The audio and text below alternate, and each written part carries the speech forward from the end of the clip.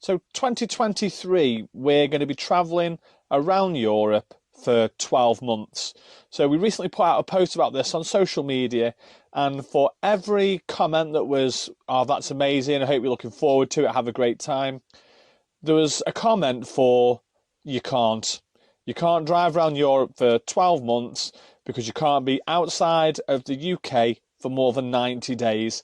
So what I'm going to do is I'm going to make sure that every single person that watches this video for the whole 5 minutes will understand the visa Schengen rules for the continent of Europe, and you'll be a master at it. So the important thing to remember is that there's a difference between Europe, the continent, the European Union, the political collective, and also what people get confused with, which is the Schengen and the Schengen zone and the Schengen countries. So the European continent, depending on where you look, can range from 44 countries to 51 countries. Some of them will include Armenia, Georgia, Azerbaijan as an example.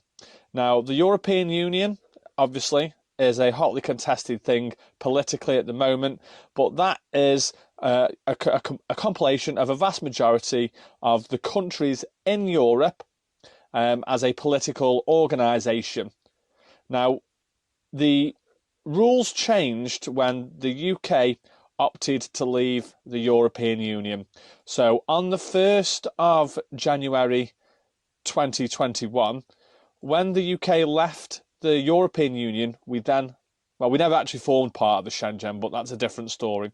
So the rules are that if you're not part of the Schengen, then you can only be within those Schengen countries, any of those Schengen countries, for 90 out of any 180-day rolling period. So whether that's France and you want to spend 90 days in France, that's absolutely fine. Once you have had 90 days in France, you have to leave France, be that any country in the world that's not part of those 26 Schengen countries.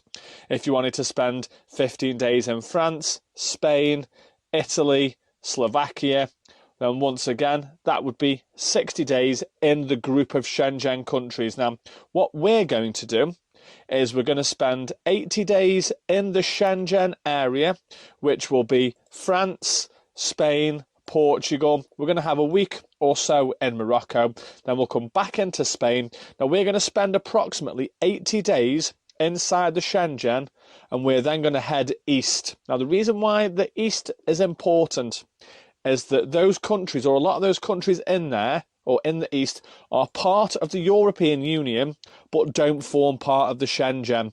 So just to list a few countries that are not in the Schengen: Romania, Bulgaria, Moldova, Montenegro, Serbia, Kosovo, North Macedonia. Cyprus, as an example, is not in the European Union. Cyprus is not in the Schengen. So the law is not, if you're outside of the UK for 90 days, you have to go back to the UK.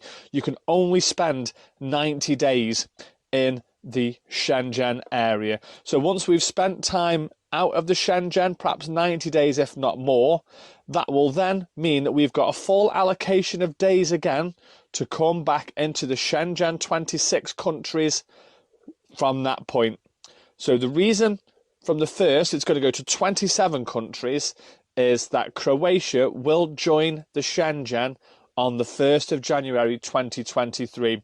That should have included Bulgaria and Romania, but that was vetoed by Holland and another country because of human rights records and stuff like that. So when people say that you can't travel around Europe for 12 months, they are wrong. What you can't do without a visa is you can't travel around the Schengen for more than 90 days in an 80-day rolling period. As an example, Serbia, you can be there for 90 days visa-free. And because it's not part of the Schengen, you can do that for 90 days if you've just had 90 days in the Schengen. I hope that all makes crystal clear sense. It's literally, people overthink it. It is as simple as that. Don't mistake the Schengen for Europe. They are totally different. One's a continent and one is a group of 26, soon to be 27 countries that allow passport, visa-free travel between those 26 countries. Thanks for watching.